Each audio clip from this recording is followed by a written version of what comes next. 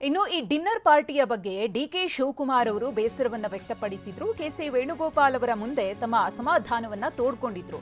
ಇದರ ಬಗ್ಗೆ ಇದೀಗ ಪ್ರತಿಕ್ರಿಯೆ ವ್ಯಕ್ತವಾಗಿದೆ. ಡಿಕೆ ಬೇಸರ ಆಗಲು ನಾವು ಅವರ ಆಸ್ತಿಯನ್ನ ಬರ್ಸ್ಕೊಂಡಿದ್ದೀವಾ?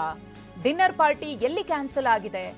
ಈಗ ಅದನ್ನ ಮುಂದೂಡಿದ್ದೀವಿ ಅಷ್ಟೇ ಅಂತ ಹೇಳಿ ತುಮಕೂರಿನಲ್ಲಿ ಸಚಿವ ಕೆಎನ್ ರಾಜಣ್ಣ ಹೇಳಿಕೆಯನ್ನ ಕೊಟ್ಟಿದ್ದಾರೆ. ಮೊನ್ನೆಯ ಡಿನ್ನರ್ ಮೀಟಿಂಗ್ ಬಗ್ಗೆ ಗೊಂದಲವಿದೆ. ಆ ಗೊಂದಲದ ಜೊತೆಗೆ ಇನ್ನೊಂದು ಗೊಂದಲ ಆಗೋದು ಬೇಡ ಅಂತ ಹೇಳಿ ಈ ನಿರ್ಧಾರ. ಇದೇನು ಕ್ಯಾನ್ಸಲ್ ಆಗಿಲ್ಲ, ರದ್ದಾಗಿಲ್ಲ, ಮುಂದೂಡಿಕೆ ಆಗಿದೆ ಅಷ್ಟೇ. ವಿಶ್ವವಿದ್ಯಾನಿಲಯಗಳಲ್ಲಿ SC ST ಮಕ್ಕಳಿಗೆ ಸೀಟ್ ಸಿಗ್ತಾ ಇಲ್ಲ. ಇದ್ರ ಬಗ್ಗೆನೂ ಕೂಡ ರಾಜಣ್ಣ ಮಾತಾಡಿದ್ರು. ಡಿನ್ನರ್ ಪಾರ್ಟಿ ಕ್ಯಾನ್ಸಲ್ ಎಲ್ಲಿ ಆಗಿದೆ? ಯಾರು ಹೇಳಿದವರು? ಮುಂದೂಡಿದೀವಿ ಅಷ್ಟೇ. ಕ್ಯಾನ್ಸಲ್ ಈಗ ಪತ್ರಿಕೆ ಪ್ರಕಟಣೆ ಸನ್ಮಾನ್ಯ ಪರಮೇಶ್ವರ್ ಕೊಟ್ಟಿದ್ದಾರೆ. ಏನು ಹೇಳಿದ್ದಾರೆ? ಕೇಂದ್ರದ ಕಾಂಗ್ರೆಸ್ ಹೈಕಮಾಂಡ್ ಅವರು ಅದನ್ನ ಗೊಂದಲ ಈಗಾಗಲೇ ಮೊನ್ನೆ ಆಗಿರೋ ಡಿನ್ನರ್ ಇದ್ರ ಬಗ್ಗೆ ನಡೀತಾ ಇದೆ.